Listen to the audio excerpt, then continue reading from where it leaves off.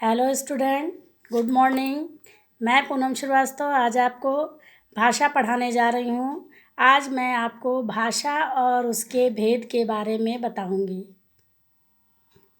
तो बच्चों, भाषा की परिभाषा जानने से पहले हमें ये जानना होगा कि भाषा की आवश्यकता मनुष्य को क्यों होती है। मनुष्य को अपने भावों को प्रकट करने के लिए यानी किसी दूसरे व्यक्ति को बताने के लिए किसी न किसी माध्यम की आवश्यकता थी। इसीलिए भाषा का आविष्कार हुआ। यदि भाषा न होती तो मानव अपने भावों को प्रकट ना कर पाता। अब हम आते हैं भाषा की परिभाषा पर। भाषा वह साधन है जिसके द्वारा हम बोलकर, लिखकर अपने भावों को अथवा विचारों को प्रकट करते हैं। भाषा के भेद। भाषा के दो भेद हैं, पहला मौखिक भाषा और दूसरा लिखित भाषा। यहाँ मैं आपको बता रही हूँ ये भाषा के भेद हैं। पहला है मौखिक भाषा, दूसरा है लिखित भाषा। तो बच्चों, मौखिक भाषा उसे कहते हैं जो हम बोलकर किसी दूसरे को अपने मन का भाव समझाते हैं या बताते हैं, उसे मौखिक भाषा कहते हैं। और लिखित भाषा वो होती है जो हम लिखकर अपने मन के विचारों या भावों को दूसरे को समझाते हैं अथवा बताते हैं, वो लिखित भाषा होता है। जैसे मौखिक भाषा में है राम ने पापा को कविता सुनाया, ये आपका मौखिक भाषा हो गया। और लिखित भाषा में मोहन ने पिताजी को पत्र लिखा, ये आपका लिखित भाषा हो गया।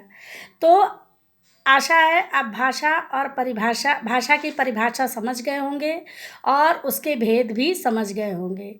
तो बच्चों, हमारे देश में अनेक प्रकार की भाषाएं बोली जाती हैं। हर राज्य की अलग अलग भाषाएं होती हैं। जैसे उत्तर प्रदेश, बिहार, मध्य प्रदेश, राजस्थान आदि में हिंदी भाषा बोली जाती है। और हिंदी हमारी मातृभाषा है और इसे राष्ट्रभाषा भी कहते हैं। ठीक है। इसके बाद विभिन्न राज्यों में अलग अलग तरह की भाषाएं बोली जाती हैं। जैसे गुजरात में गुजराती बोली जाती है और समझी जाती है, लिखी जाती है। मराठी महाराष्ट्र में बोली और समझी जाती है। तमिलनाडु में बोली और समझी जाती है। तेलुगु आंध्र प्रदेश में बोली और समझी जाती है। उड़िया उड़ीसा में बोली और समझी जाती है। पंजाबी पंजाब में बोली और समझी तथा लिखी जाती है।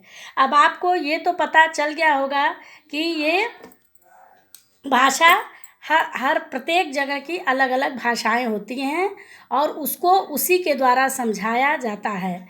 अब आप अपने पेज के पीछे आपके क्वेश्चन हैं, उसको आप देखिए। नीचे दिए गए वाक्यों को शुद्ध रूप में लिखिए। तो मातृभाषा है हमारी हिंदी, तो इसको कैसे लिखेंगे हम? ये आपका गलत है, यानी अशुद्ध है। इसको हमको शुद्ध करना है। शुद्ध करने के लिए हमें व्याकरण की जानकारी होना आवश्यक है। जब तक हम व्याकरण नहीं जानेंगे तब तक हम भाषा को शुद्ध रूप से नहीं लिख पाएंगे या नहीं बोल पाएंगे। तो मातृभाषा है हमारी हिंदी, तो इसको हम लिखेंगे हमारी मातृभाषा हिंदी है। मोहन ने चित्र एक सुंदर बनाया। ये सही नहीं लग रहा है आपको? सही लग रहा है? नहीं लग रहा है। क्या सही होगा? मोहन ने एक सुंदर चित्र बनाया। मीरा गाती गीत है। ये सही लग रहा है? नहीं। क्या सही होगा? मीरा गीत गाती है। सदा बोलो सच। तो सदा बोलो सच, क्या ये ठीक लग रहा है सुनने में? नहीं लग रहा है। तो हम क्या बोलेंगे? सदा सच बोलो। मोहन पढ़ता है एक पुस्तक। ये सही नहीं लग रहा है, तो हम इसको क्या बोलेंगे? मोहन एक पुस्तक पढ़ता है। अब आइए, निम्नलिखित वाक्यों के सही रूप के लिए सत्य तथा गलत के लिए असत्य लिखिए। हिंदी भाषा की लिपि देवनागरी है। सही है अथवा गलत? सही है। और फिर हम जो कुछ बोलते हैं वह भाषा का सांकेतिक रूप है। तो ये गलत है। गुजराती पंजाब में बोली जाती है, गलत है। व्याकरण भाषा के शुद्ध रूप का ज्ञान कराता है, ये सही है। सभी भाषाओं की लिपि एक है, गलत है। इसके बाद आपका तीसरा प्रश्न है, नीचे दी हुई भाषाओं के सामने सही उत्तर पर सही का चिन्ह लगाइए। तेलुगु कहाँ कहाँ बोली जाती है? मध्य प्रदेश, बिहार,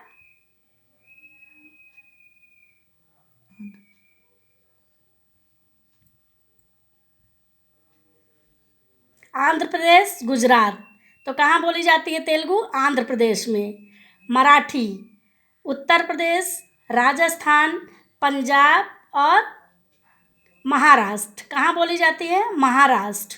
महाराष्ट्र को आप टिक कर लीजिएगा। तमिल हिमाचल प्रदेश, तमिलनाडु, बंगाल, कश्मीर। तो तमिलनाडु में बोली जाती है। उड़िया केरल, झारखंड, बेंगलोर, उड़ीसा में बोली जाती है। तो बच्चों, अब एक बार हम फिर आपको बताते हैं कि भाषा की परिभाषा क्या है। भाषा वह साधन है जिसके द्वारा हम लिखकर या बोलकर अपने भाव अथवा विचारों को प्रकट करते हैं। भाषा के भेद, भाषा के दो भेद हैं, पहला मौखिक भाषा, दूसरा लिखित भाषा। भाषा के भेद अब ये इस तरह से है, पहला मौखिक भाषा, दूसरा लिखित भाषा। और मौखिक भाषा में है, राम ने पापा को कविता सुनाई। राम ने पापा को कविता सुनाया। और लिखित भाषा में क्या है? लिखित भाषा में मोहन ने पिताजी को पत्र लिखा।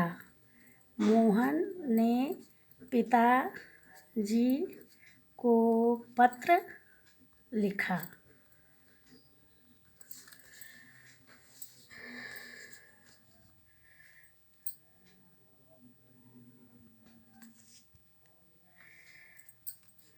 तो आज